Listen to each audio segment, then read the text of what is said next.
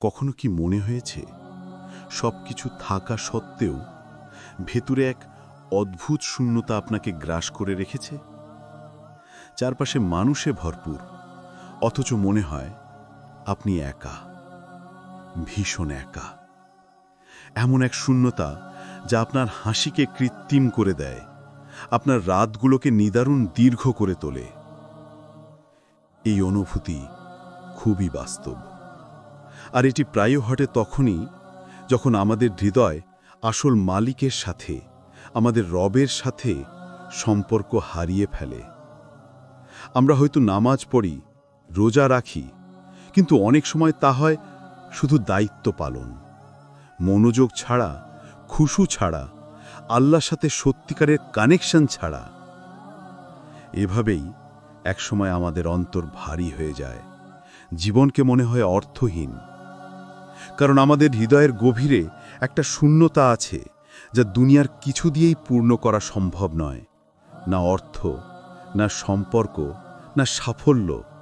শুধুমাত্র আল্লাহর নৈকট্যই এই শূন্যতাকে মুছে দিতে পারে।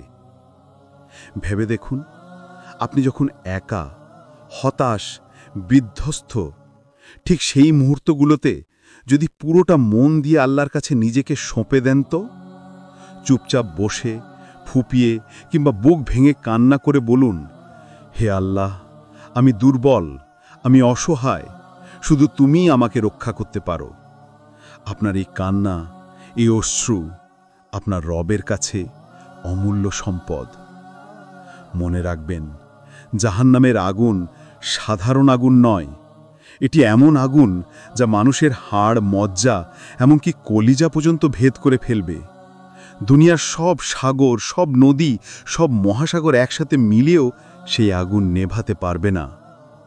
কিন্তু আশ্চর্যের বিষয়, আপনার এক ফোঁটা চোখের পানি সেই ভয়ঙ্কর আগুনকে নিভিয়ে দিতে সক্ষম। সুবহানাল্লাহ।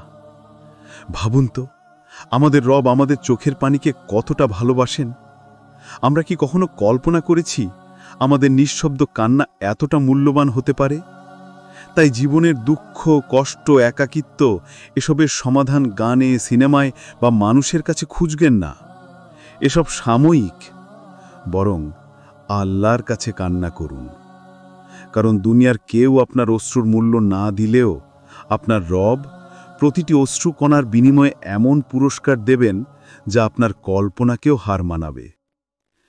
আজ রাতেই চেষ্টা করুন, একবার আল্লাহর কাছে মন ভরে কেঁদে নিন। হয়তো এটাই হবে আপনার জীবনের সবচেয়ে বড় শান্তি খুঁজে পাওয়ার রাত।